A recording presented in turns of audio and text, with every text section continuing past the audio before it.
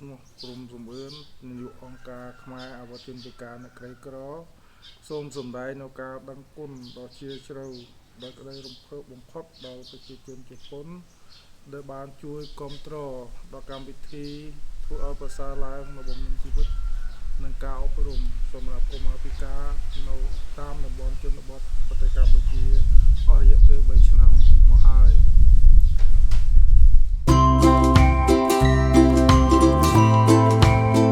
ក្នុងរបប3ឆ្នាំ8ខែ20ថ្ងៃគឺរបបខ្មែរក្រហមហ្នឹងគាត់បាន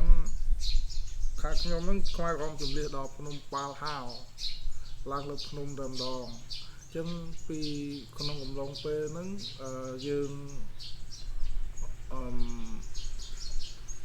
ខ្ញុំអត់តបានចូលរៀនទេនៅសម័យខ្មែរក្រហមហ្នឹង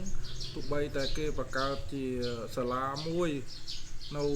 ថាសាលាទូលកាំងហ្នឹងក៏យើងអត់បានចូលរៀនដែរតែគេប្រមូលផ្ដុំថាក្មេងដាក់ម្ដុំក្មេងចាស់ដាក់ម្ដុំយុវជនដាក់ម្ដុំដែលយើងហៅថាសហករណ៍បាទមាននឹងបងខ្ញុំគឺឃើញនិយាយកាប់តែបងអញ្ចឹងពេលនោះយើងអត់បាននៅជាមួយជួបជុំគ្រួសារទេគេឲ្យយើង we did not live each other in the family គេប្រមូលក្មេងនឹងអស់ទៅដាក់ម្ដុំ and they collect children together គេហៅថាសាលាបឋមសិក្សាទូលរកាំង they call a Turokang school មាន79នាក់ក្មេងទាំងអស់នៅនោះ that time 79 children ក្នុងចំណោមក្មេង79ហ្នឹងមានក្មេងស្រី36នាក់ and only 36 girls living together ហើយទាំងដេកទាំងរៀនទាំងហូបចុកនៅនឹងតែមួយកន្លែងអត់ឲ្យដើរទៅណាទេ and also stay and living and eating together in that one place ហើយខ្ញុំចាំបានថាពេលព្រលឹមឡើងគេឲ្យយើងអង្គុយតម្រង់ជួរអញ្ចឹងយើងមានដំបងតែមួយវាយដីតាម and the morning our duty just bring the lot and hit the land like small fish ដាំពោតឡាន់បានដើមធំណាស់តែគេអត់ឲ្យយើងញ៉ាំទេ and also they plant like a bamboo but sweet we can eat this yeah sugar cane that time but good they did not ask for eating ហើយសម្រាប់ចាស់អីគេដាក់នំម្ដុំដូចថាយុវជននេះម្ដុំគេហៅសហករណ៍ប៉ុន្តែ and also like older they keep another different place ក្រោយថ្ងៃ7មករាហ្នឹងខាងខ្ញុំបានយើងពេលដែលយួនដេញដល់ភ្នំប៉ាហោហ្នឹងយើងចប់ហើយយើងត្រឡប់មកវិញមកនៅវត្តចិត្តវត្តសូយ៉ានិមិត្តនៅចិត្តទីរួមខេត្តពោធិ៍សាត់ហ្នឹង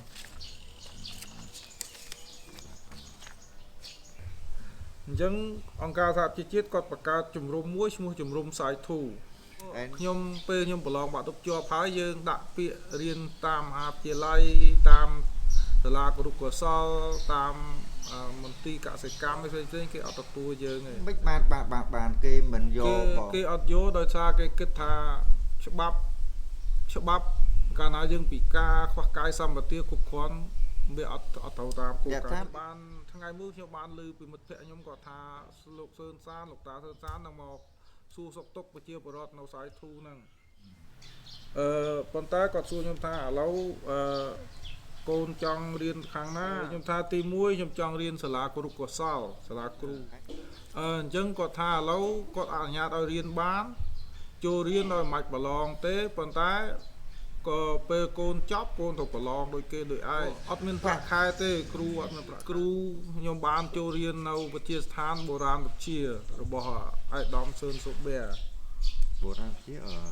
កម្មវិធីហ្នឹងគឺជាកម្មវិធីរបស់ UN Bureau United Nations Modern Organization បាទហើយគាត់បញ្ជូនខ្ញុំទៅរៀននៅសូរិននៅឧបលមុខតាហាននិងស៊ីស្កេតរយៈពេល3ខែមុនពេលយើងចូលស្រុកហ្នឹង បាទហើយចង់ជម្រាបជូនថានេះក៏ជាមូលហេតុមួយដែរដែលខ្ញុំចង់ធ្វើបង្កើតអង្គការហ្នឹងព្រោះពេលកំឡុងពេលខ្ញុំនៅរៀនសរិនស៊ីស្កេតហ្នឹងយើងឃើញមានថៃគេបង្កើតអង្គការច្រើនដែរហើយនៅថៃអត់ទេថៃគេហៅថាភាសាថៃថាសួនការសិក្សានอกโรงរៀនអញ្ចឹងសួនការសិក្សានอกโรงរៀននៅខ្មែរយើងថា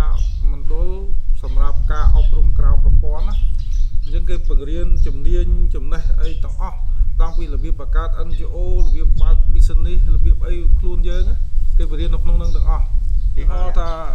បើយើងរៀនក្រៅសាលាយើងបឋមយើង6ឆ្នាំដែលយើងទៅរៀនអក្សរកម្មហ្នឹងតែ3ឆ្នាំឯងចប់បឋមទៅខ្ញុំរស់នៅជំរំហ្នឹងជាងចាប់តាំងពី84មក84ដល់92អញ្ចឹងខ្ញុំចង់ចំណាប់អារម្មណ៍បន្តិចថានៅជំរំភាគច្រើនយើងមិនមានសាលាអីធំដុំសាលាល្អផ្ទះថ្មសសរអត់អីទៅរៀនទេខ្ញុំមានឈ្មោះត្រូវធ្វើនៅភូមិនិវត្តន៍ហ្នឹងមាននៅភូមិនិវត្តន៍ហ្នឹងថ្ងៃ25សម្រាប់អារម្មណ៍វិញយើងរីករាយសប្បាយចិត្តណាស់ដែលយើងបានចូលមកទឹកដីកំណើតប្រកបដោយសុវត្ថិភាព feeling very happy that a safety arrive Netherlands motherland ពេលយើងមកដល់ដំបូងហ្នឹងយើងខ្ញុំខ្លួនឯងស្វែងរកការងារធ្វើហើយយើងពេលយើងទៅដាក់ពាក្យអីហ្នឹងគេមិនសប្បាយចិត្តទទួលពាក្យយើងទេ LWG LWD យើងដាក់ពាក្យហ្នឹងគេរើសទៅជាមន្ត្រីកម្មវិធីនឹងមួយទៀតយើងបានដាក់ពាក្យសុំស្វែងរកការងារធ្វើពីមន្ទីរសង្គមកិច្ចខេត្តកពតបរទេសអត់រើសទេអត់រើសអើងប៉ុន្តែខ្មែរយើងគេអត់ឲ្យយើងចូលចិត្តហ្មង2007បងគ្រូដល់ឆ្លើយចង់ណា5 April 2007ហើយបានគ្រូសម្រាប់ចិត្តបង្កើត NGO នេះឡើងគ្រូការសម្រេចចិត្តពាក់ព័ន្ធនឹងខ្ញុំទទួលការរើសអើងច្រើនខ្ញុំបានពេលដែលយើងបង្កើតអង្គការយើងគិតថា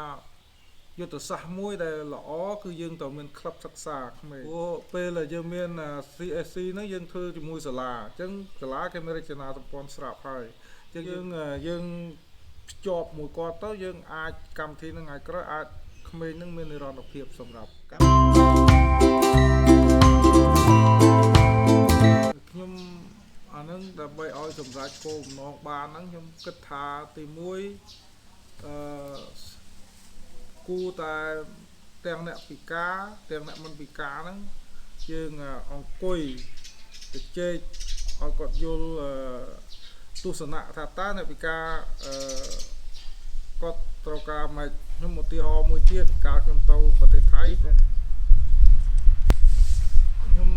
គិតថាចំណុចមួយដែលសេចក្ដីគាត់លើកពាក់ព័ន្ធនឹង digital ហ្នឹងបច្ចេកទេសហ្នឹងវាពិតជាមានសារៈសំខាន់សម្រាប់កុមារដែលខ្សោយសតិបញ្ញាក្នុងការបង្កើនចំណេះដឹងការអាន is the one thing that is very useful for the children ability to improve their knowledge to create a digital book មានប៉ុណ្ណឹងអរគុណ Yes that's all